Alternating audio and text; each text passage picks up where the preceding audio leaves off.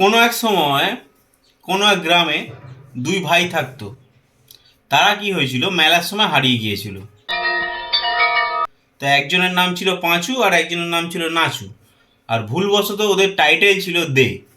এবারে এলাকার লোক ওদেরকে কি বলে ডাকতো, পাঁচু দে আর নাচু দে। তো এই পাঁচু দে আর নাচু দে অনেক দিন আলাদা ছিল, মানে যেহেতু মেলা হারিয়ে গিয়েছিল। তো এদেরকে আমি এখন খুঁজে পেয়েছি। তো বর্তমানে এরা এখন থাকে, পাঁচুদে থাকে বাঘাযতীনে আর নাচুদে থাকে হচ্ছে চাকদাতে। ভাগ্যক্রমে দুজনেই খাবার বিজনেস করে। তো পাঁচুদে নিজের খাবারে পঞ্চমুখ আর নাচুদে নিজের খাবার নিয়ে নাচে। তো এই হচ্ছে ঘটনা। তো তোমরা দেখো পাঁচুদে আর নাচুদে কে দুই ভাই ছিল। এরা কোনো এক সময় মেলা হারিয়ে গিয়েছিল, আমি এদেরকে উদ্ধার করেছি।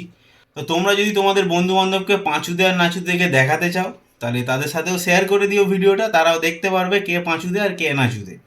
তো দেখো, আমার প্রতিটা কথার সঙ্গে মিলবে তবেই পয়সা দেবেন, না তো গো।